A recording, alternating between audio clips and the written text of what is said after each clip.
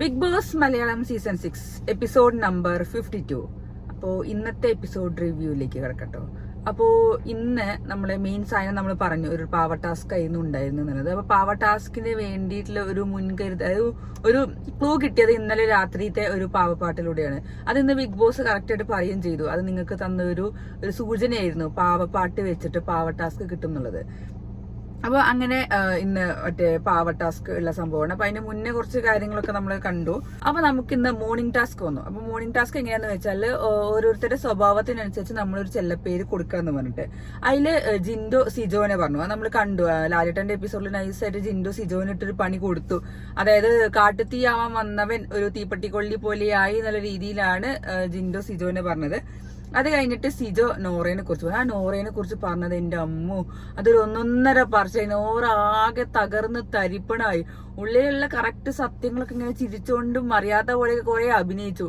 ഇത് ഞാനല്ലല്ലോ ചെയ്തത് എന്നുള്ള രീതിയിൽ ഫുള്ള് നോറേന്റെ മുഖത്ത് നമ്മൾ ഈ ബിഗ് ബോസ് ക്യാമറാമാൻ സൂം ചെയ്ത് കാണിച്ചപ്പോ നോറ അറിയാത്ത ഇങ്ങനെ ഞാനങ്ങനെ ചെയ്യോ ഒന്നും അറിയാത്ത പോലെ പഞ്ചപാവായിരുന്നു. മറ്റേ റീചാർജിങ് ടാസ്കില് മറ്റേ ശരണ്യയും ഋഷിയും തമ്മിൽ അടി ഉണ്ടാവാനും അർജുനും ഋഷിയും തമ്മിൽ അടി ഉണ്ടാവാനും ഒക്കെ കാരണം നോറയാന്ന് പറഞ്ഞത്. പക്ഷെ ഇന്നത്തെ രാവിലത്തെ ലൈവ് അപ്ഡേറ്റിൽ ആ സിജോന് അടി കിട്ടിയ കേസിൽ റോക്കിക്ക് ദേഷ്യം വരാൻ കാരണം നോറയാണ് എന്നുള്ള കാര്യം സിജോ പറഞ്ഞത്. ഞാൻ 3 ആഴ്ച എന്റെ മനസ്സിൽ നോറാന്നുണ്ടായിരുന്നു. അപ്പൊ സത്യം അതൊരു ഒരു ഒരു ഒരു സത്യസന്ധമായ കാര്യമായി പോയി. എന്താ വെച്ചാല് റോക്കി അടിക്കാനുള്ള സാഹചര്യം വന്നത് നോറ കാരണമാണ്. നോറ പറഞ്ഞതിന്റെ ഒരു പ്രകോപനം കൊണ്ടിട്ടാണ് റോക്കി അടിച്ചത്. അപ്പോൾ സിജോന്റെ മനസ്സിൽ ഫുള്ള് നോറ എന്നുള്ള വിചാരം ആയിരുന്നു കൂടുതൽ. കാരണം നോറ കാരണമാണല്ലോ എനിക്ക് എന്താ പറയാ 16ാമത്തെ ദിവസം പോയി എന്ന് പറയുന്നുണ്ട്. 48ാമത്തെ 47ാം ദിവസത്തിലാണ് വന്നത്. അപ്പോൾ അത്രയും ദിവസത്തെ ഗ്യാപ്പ് ഉണ്ടാക്കാൻ കാരണം നോറയാന്നുള്ള ഒരു വിചാരം എന്തായാലും സിജോന്റെ ഉള്ളിലുണ്ട്. അപ്പൊ ആ സിജോന് ഫുള്ള് നോറ എന്നുള്ള വിചാരം ആ ഒരു ഇത് മാത്രമേ ഉള്ളൂ.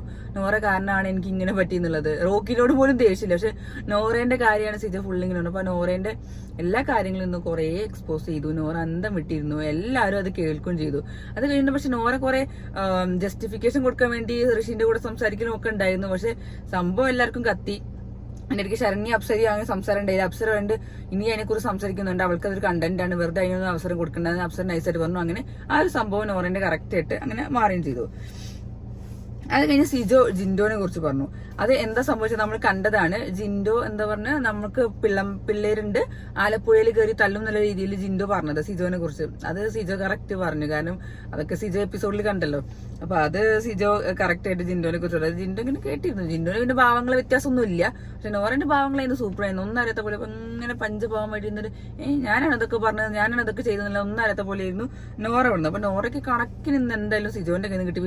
നോറേനെ സിജോ മാത്രല്ല കുറെ പേര് ശ്രീരേഖ പറഞ്ഞു, പിന്നെ എന്താ പറയാ ശരണ്യ പറഞ്ഞു. ഇവരൊക്കെ നോറേന്റെ കാര്യങ്ങൾ പറഞ്ഞു. അത് കഴിഞ്ഞ് പിന്നെ വന്നതാണ് ടാസ്ക്. ഓരോ പഴയ വേഷങ്ങളൊക്കെ ഇട്ടിട്ട് നല്ല അടിപൊളി, നല്ല പഴയ വസന്തങ്ങളുടെ ടൈപ്പ് പോലെ ഡ്രസ്സൊക്കെ ചെയ്തിട്ട് നല്ല അടിപൊളിയായിരുന്നു. അതില് സായിനെ ഞാൻ വേഷത്തിൽ കണ്ടില്ല. എനിക്ക് തോന്നുന്നു സായിയും റസ്മിനും അത് നോക്കി നടക്കണ എന്തോ ആവും ചിലപ്പോൾ. സായി അങ്ങനെ ചെയ്താൽ സായിക്ക് വലിയ രസം ഉണ്ടാവും എനിക്ക് തോന്നുന്നില്ല, അറിയില്ല. സായി അങ്ങനെയൊക്കെ ചെയ്യുമെന്നുള്ള നമുക്ക് അറിയില്ല. പക്ഷെ ബാക്കിയുള്ള എല്ലാവരും നല്ല അടിപൊളിയായിട്ട്. എനിക്ക് ഏറ്റവും ഇഷ്ടപ്പെട്ടത് അർജുനായിരുന്നു.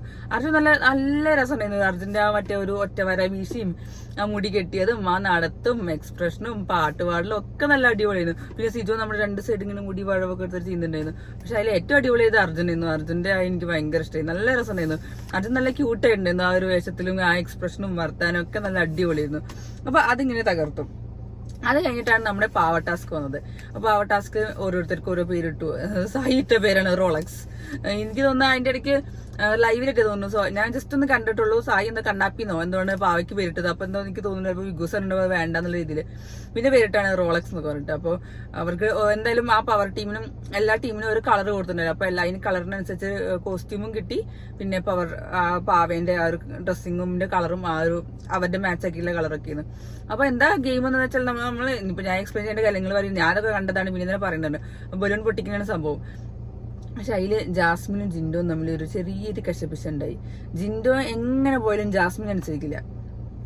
എന്താ പറയാ, ജിൻഡോനാണെങ്കിൽ ഒറ്റയ്ക്ക് കളിക്കണം. ഇപ്പൊ ബിഗ് ബോസ് എന്തായാലും പറഞ്ഞിട്ടുണ്ടല്ലോ, ഇതിലുള്ള എല്ലാ ടാസ്കും 4 പേരും കളിക്കണം, 4 ടീമും കളിക്കണം. ഇതിൽ ഏറ്റവും കൂടുതൽ കിട്ടുന്നത് ക്യാപ്റ്റൻ ആയി കഴിഞ്ഞാൽ ക്യാപ്റ്റന് കൂടുതൽ പവർ ആണെന്ന് പറഞ്ഞു. അപ്പൊ എനിക്ക് തോന്നുന്നു പവർ ടീമിനേക്കാളും കൂടുതൽ പവർ ക്യാപ്റ്റന് കിട്ടുന്നുണ്ടാവും. അപ്പൊ ജിൻഡോ നൈസായിട്ട് സിംഗിൾ ആയിട്ട് കളിക്കാനുള്ള രീതിയിൽ പറഞ്ഞു. ജാസ്മിൻ പറഞ്ഞു വേണമെങ്കിൽ നമുക്ക് വേറെ ടീമിനെ പിടിച്ച് കളിക്കാം, പക്ഷെ അത് ജിൻഡോന് താല്പര്യം. ജിൻഡോന് സ്വന്തം ഇഷ്ടത്തിലാണ് കളിച്ചത്. അപ്പോൾ അങ്ങനെ അവസാനം ആദ്യത്തെ റൗണ്ടില് ജാസ്മിന്റെ ടീം ഔട്ടായി. അന്ന് കറക്റ്റ് നന്ദന പൊട്ടിച്ചു. അപ്പൊ അവർക്ക് സംശയം, ശരിക്കും അവരെല്ലാരും പ്ലാൻ ചെയ്ത് നെസ്റ്റിനെ പൊട്ടിക്കുക. നെസ്റ്റിന് പറഞ്ഞാല് അതില് ഗബ്രി ഉണ്ട്, അർജുൻ ഉണ്ട്, സിജോ ഉണ്ട്, 3 ആണുങ്ങളുണ്ട്. ഞാൻ ജെൻഡർ ഒന്നും പറയില്ല, പക്ഷെ അവർ 3 സ്ട്രോങ് ആയിട്ടുള്ള ആൾക്കാരുണ്ട്. അപ്പൊ അവരുടെ ടീം പൊട്ടിക്കാനായിരുന്നു അവർ ആദ്യം താല്പര്യപ്പെട്ടിരുന്നത്, അതായത് അവരെ പൊട്ടിക്കാൻ. എന്നിട്ട് പിന്നെ ബാക്കിയുള്ള ആൾക്കാർ. പക്ഷെ എന്തായാലും ഫസ്റ്റ് ജാസ്മിനെ പൊട്ടിച്ചു. അത് കഴിഞ്ഞ് നേരെ അറ്റാക്ക് ചെയ്തത് നെസ്റ്റിനെയാണ്, സിജോന്റെ ടീം. അത് ഋഷിന്റെ ടീമും സായിന്റെ ടീമും കൂടി പവർ ടീമും കൂടി പ്ലാൻ ചെയ്തിട്ടാണ് അവരെ പൊട്ടിച്ചത്. കാരണം എന്തായാലും അപ്പുറത്ത് ജാസ്മിന്റെ അപ്പുറത്ത് ഗബ്രി ഉണ്ട്. അവർ രണ്ടുപേരും ജയിപ്പിക്കാൻ ആരും സമ്മതിക്കില്ലല്ലോ, അത് വേറെ കാര്യം. അപ്പൊ അത് അവരെ തോൽപ്പിച്ചു. എനിക്ക് ഏറ്റവും രസം എന്ന് വെച്ചാൽ രതീഷിനോട് ജിൻഡോ പറഞ്ഞതാണ്, നമ്മളെ ടീമിനെ നമ്മളെന്നെ തോൽപ്പിക്കുകയാണ്. ആരാന്നറിയില്ലേ, ഒന്ന് ശ്രീധുവിന്റെ ആളും അല്ല, ഒന്ന് അർജുന്റെ ആളും ഒന്ന് ഗബ്രിന്റെ ആളും. അത് കഴിഞ്ഞ ടാസ്കില് എന്താ പറയാ 2 വഞ്ചിലിട്ട് തുഴഞ്ഞ കാര്യം ജിൻഡോന് മനസ്സിലായി. അതുകൊണ്ട് ജിൻഡോ നൈസായിട്ട് ജാസ്മിൻ ഇട്ട് കൊടുത്തതാണ്. അതായത് ഞാൻ ഇങ്ങനെ കളിക്കില്ല, ഞാൻ ഒറ്റയ്ക്ക് കളിക്കുള്ളൂ, ഗ്രൂപ്പായിട്ട് കളിക്കില്ല എന്ന രീതിയിലാണ് ജിൻഡോ അവിടെ തീരുമാനത്ത്. എന്താ അവസാനം ഫസ്റ്റത്തെ റൗണ്ടില് ജാസ്മിന്റെ ടീം പൊട്ടി. അപ്പോ ഇവരെല്ലാരും പ്ലാൻ ശരിക്കും നെസ്റ്റിനെ പൊട്ടിക്കാനായിരുന്നു. പക്ഷെ ആദ്യം ജാസ്മിൻ പോയി, അത് കഴിഞ്ഞ് നെസ്റ്റ് പോയി, അത് കഴിഞ്ഞ് 3ാമത്തേല് പവർ ടീമും പോയി. അതിനിടയ്ക്ക് കുറച്ച് കലബിലൊക്കെ ഉണ്ടായിരുന്നു. ജാസ്മിനായിട്ട് എന്താ ചായ ഉണ്ടാക്കുന്നതിനെ കുറിച്ചൊക്കെ സംസാരം. അത് ഫ്രസ്ട്രേഷൻ തീർക്കാന്നുള്ള രീതിയിലാണ് എല്ലാവരും കാണുന്നത്. അത് എല്ലാവരും കണ്ണും ചെയ്തു. ഫ്രസ്ട്രേഷൻ ആണെന്നുള്ള രീതിയിലാണ് സംസാരിച്ചത്. ജാസ്മിന് പറ്റിയിട്ടില്ലല്ലോ ഫസ്റ്റ് ഔട്ട്. എന്നിട്ട് ജാസ്മിൻ അതും വരുമ്പോൾ ജിൻഡോനെ കുറെ അടി ഉണ്ടാക്കുന്നത്. ജാസ്മിൻ പക്ഷെ നല്ല ബുദ്ധിമതി കേട്ടോ, ഗെയിം കളിക്കാനൊക്കെ നന്നായിട്ട് അറിയാം, അടിപൊളിയാണ്. പക്ഷെ അതിനനുസരിച്ചുള്ള ആൾക്കാർ കിട്ടിക്കഴിഞ്ഞാൽ അത് എല്ലാവർക്കും അങ്ങനെ തന്നെയാണ്. പക്ഷെ ജിൻഡോനോട് പറഞ്ഞപ്പോൾ ജിൻഡോ അതനുസരിച്ചില്ല. അതാണ് ജാസ്മിൻ ആകെ കുരു പൊട്ടിയത്. എന്താ ജിൻഡോനെ ഒറ്റയ്ക്ക് കളിക്കാനേ പറ്റുള്ളൂ, ഞങ്ങളുടെ കൂടെ കളിക്കാൻ പറ്റില്ല എന്നില്ല. പക്ഷെ ആ ജിൻഡോന് ചിലപ്പോൾ മനസ്സിന് മുന്നിൽ ഓർമ്മ ഉണ്ടാവും, എന്താ വെച്ചാൽ ഓക്കെ ഇത് അർജുന്റെ ആളാണ്, അപ്പൊ അർജുന്റെ ടീമിനെ അവർ രക്ഷിക്കാൻ നോക്കും.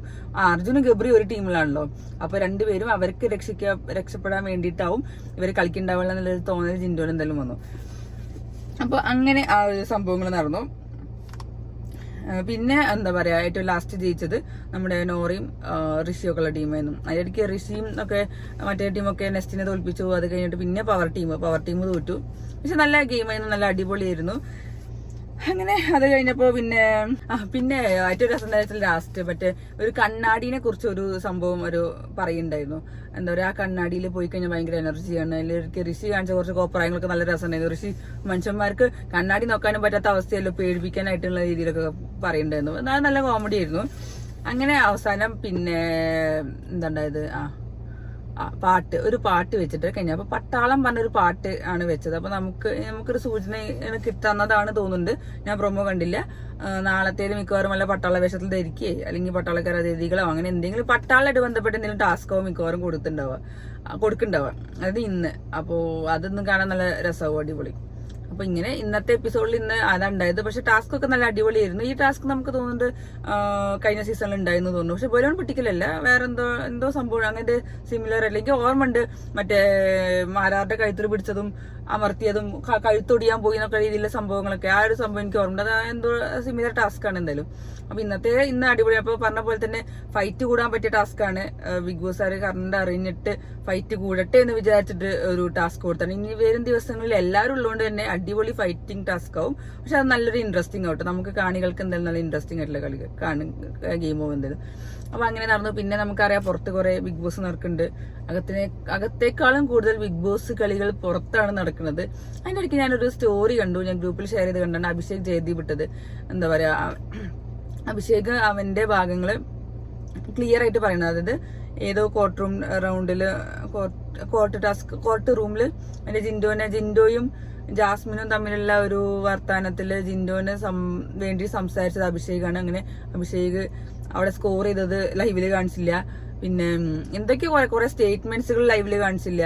പിന്നെ അതൊക്കെ ലൈവില് കാണിച്ചില്ല എന്ന് അഭിഷേക് പറഞ്ഞു. നമുക്ക് അറിയുന്ന കാര്യമാണ് ലൈവ് എന്ന് പറയുന്നത്. ഇന്നത്തെ ലൈവ് എന്ന് പറഞ്ഞാൽ ഇന്നലത്തെ സംഭവമാണ്. അവര് കറക്റ്റ് സ്പോട്ടിൽ ഇപ്പൊ ഇന്നത്തെ ലൈവ് ഇന്ന് തന്നെ കാണിക്കാന്നുണ്ടെങ്കിൽ അത് കുറച്ച് പെടുന്ന കാര്യമാണെന്ന് എല്ലാവർക്കും അറിയണ കാര്യം. കാരണം നമ്മള് ലൈവില് കറക്റ്റ് എല്ലാ സാധനവും കാണിച്ചു കഴിഞ്ഞാൽ നമുക്ക് എഡിറ്റഡ് സാധനം കാണിക്കാൻ പറ്റുള്ളൂ. കാര്യം കുറെ നമ്മൾ പറയാൻ പറ്റാത്തതും കാണിക്കാൻ പറ്റാത്ത സീൻസ് ഒക്കെ ഉണ്ടാവും. പക്ഷെ അതൊരു ചാനലിന് തന്നെ അത് സുഖമില്ലാത്തതാവും മിക്കവാറും. അതുകൊണ്ടാവും മിക്കവാറും പല സാധനങ്ങൾ അത് മനഃപൂർവ്വം കട്ട് ചെയ്തൊന്നും ഞാൻ പറയില്ല. കാരണം അതൊക്കെ അവർക്ക് തോന്നി. അപ്പൊ ഞാൻ പറഞ്ഞില്ല, ഞാൻ കുറെ സായിന്റെ കുറെ പ്ലാനുകളും കുറെ കാര്യങ്ങളൊക്കെ ഞാൻ ലൈവില് കണ്ടു. പക്ഷെ ഈ കിട്ടുന്ന സമയത്ത് ഞാൻ ലൈവ് കാണാറുണ്ട്. പക്ഷെ എനിക്ക് ഫുള്ള് കാണാൻ പറ്റില്ല, കാരണം എനിക്ക് വർക്കുള്ളതുകൊണ്ട്. ഞാൻ കാണുന്ന സമയത്തൊക്കെ ഞാൻ ഇത് കാണാറുണ്ട്. പക്ഷെ എപ്പിസോഡിൽ വരുമ്പോൾ സായിന്റെ എപ്പിസോഡ് കാണില്ല. എനിക്കിപ്പോ പറഞ്ഞുകൂടേതാ സായിന്റെ എപ്പിസോഡിൽ എന്താ പറയാ, ഈ എപ്പിസോഡിൽ സായിന്റെ ഒന്നും കാണാറില്ല എന്ന് അങ്ങനെ നമുക്ക് പറയാൻ പറ്റില്ല. അവർക്ക് വേണ്ടത്, അതായത് എന്തൊക്കെ പോണം, പുറത്ത് പോകണം എന്നുള്ള രീതിയിൽ കറക്റ്റ് അവർക്ക് നല്ലോണം അറിയാം. എന്തൊക്കെ പോകണം, എന്തൊക്കെ ആണുങ്ങൾക്ക് കൊടുക്കണം എന്നുള്ളത് കറക്റ്റ് എഡിറ്റേഴ്സിനും എല്ലാ ടീമിനും ഡയറക്ടേഴ്സിനും ഒക്കെ അറിയുള്ള കാര്യം തന്നെയാണ്. അപ്പൊ പിന്നെ നമ്മൾ പുറത്തുനിന്ന് ഇനി പറഞ്ഞിട്ട് ഒരു കാര്യമില്ല. അപ്പൊ ഓൾറെഡി ഔട്ടായി ഇപ്പൊ കുറെ അതിന് മുന്നേ ഞാൻ കുറെ ആൾക്കാർ പറഞ്ഞു കേട്ടിട്ടുണ്ട് നമ്മൾ പറഞ്ഞ കാര്യങ്ങളൊന്നും പുറത്തെത്തിയിട്ടില്ല എന്ന്. അതങ്ങനെയാണ്, നമ്മൾ പറഞ്ഞ കാര്യങ്ങളൊന്നും ഫുൾ എത്തുന്നൊന്നുമില്ല. അത് ലൈവ് എഡിറ്റഡ് ലൈവാണ്. അത് നമുക്ക് അത്രേ പറയാൻ പറ്റുള്ളൂ, നമുക്കൊന്നും ചെയ്യാൻ പറ്റില്ല. കാരണം അവർക്ക് അറിയാം എന്തൊക്കെ, അവർക്ക് അറിയുന്ന കാര്യങ്ങൾ എന്തൊക്കെ പോകണം എന്തൊക്കെ വേണ്ടെന്നുള്ളത്. അപ്പൊ നമ്മൾ കണ്ട ലൈവിൽ ഒരു 24 മണിക്കൂർ ലൈവ് കാണിക്കില്ലെങ്കിൽ നമ്മൾ ആകെ കാണുന്നത് ഒരു 3/4 മണിക്കൂറാണ്. 1 മണിക്കൂറില്ല, 3/4 മണിക്കൂർ കാണില്ല. അതിലൊക്കെ നമ്മൾ എന്തൊക്കെ കഷ്ടപ്പെട്ട് എഡിറ്റ് ചെയ്ത് കാണിക്കണം ശരിക്കും, നമുക്കതൊന്നും പറയാൻ പറ്റില്ല. അപ്പൊ നമുക്ക് പിന്നെ ലൈവ് പിന്നെ കാണാനും പറ്റില്ല, അത് വേറെ കാര്യം. ലൈവ് നമുക്ക് ഒരു 5 മിനിറ്റ് ബാക്കിക്ക് അടിക്കാൻ പറ്റുള്ളൂ. അപ്പൊ അതൊക്കെ അങ്ങനെ തന്നെ ഉള്ളൂ. അപ്പൊ ഇതിനെ കുറിച്ച് ഇനി നമ്മൾ ചർച്ച ചെയ്ത കാര്യമൊന്നുമില്ല. അപ്പൊ ബിഗ് ബോസ് കളികൾ പുറത്താണ് നടക്കുന്നത്, അകത്തല്ല എന്നാണ് എനിക്ക് തോന്നുന്നത്. പക്ഷെ അകത്തെ കളികൾ കുറച്ച് സ്ട്രോങ് ആയിട്ട് വരുന്നുണ്ട്. പക്ഷെ നമുക്ക് പുറത്തത്തെ കളി കാണണ്ട, അകത്തുള്ള കളി കണ്ടാൽ മതി. അകത്തുള്ള കളി കാണാൻ ഞങ്ങൾക്ക് ഇഷ്ടം, എനിക്കും ഇഷ്ടം തന്നെയാണ്. കാരണം എനിക്ക് സായിന്റെ ഗെയിം കാണണം, അതാണ് എനിക്കിഷ്ടം. അപ്പോൾ നോക്കാം നമുക്ക് ഇനി വരും ദിവസങ്ങളിൽ. എനിക്ക് എന്റെ ഒരു ഫീല് പറഞ്ഞു ഞാൻ പറയട്ടെ, സായി ഇപ്പൊ പോണത് നല്ലൊരു റൂട്ടിലാണ്, നല്ലൊരു ഇതിലാണ്. അവിടെ അടിച്ചു പൊട്ടിക്കാനോ അങ്ങനെ ഒന്നുമല്ല പോകേണ്ടത്. ഒരു നൈസായിട്ട് പോയിട്ട് പൊട്ടേണ്ട സമയത്ത് പൊട്ടിക്കോളും, അങ്ങനെ പോയിക്കോളും. അപ്പൊ ഈ ഒരു ഗെയിം പ്ലാൻ എനിക്ക് ഇഷ്ടപ്പെട്ടതാണ് ശരിക്കും പറഞ്ഞാൽ. അതിനി പോയിക്കോട്ടെ, അടിപൊളിയായിട്ട് കളിക്കട്ടെ എല്ലാവരും അടിപൊളിയായിട്ട് കളിക്കട്ടെ.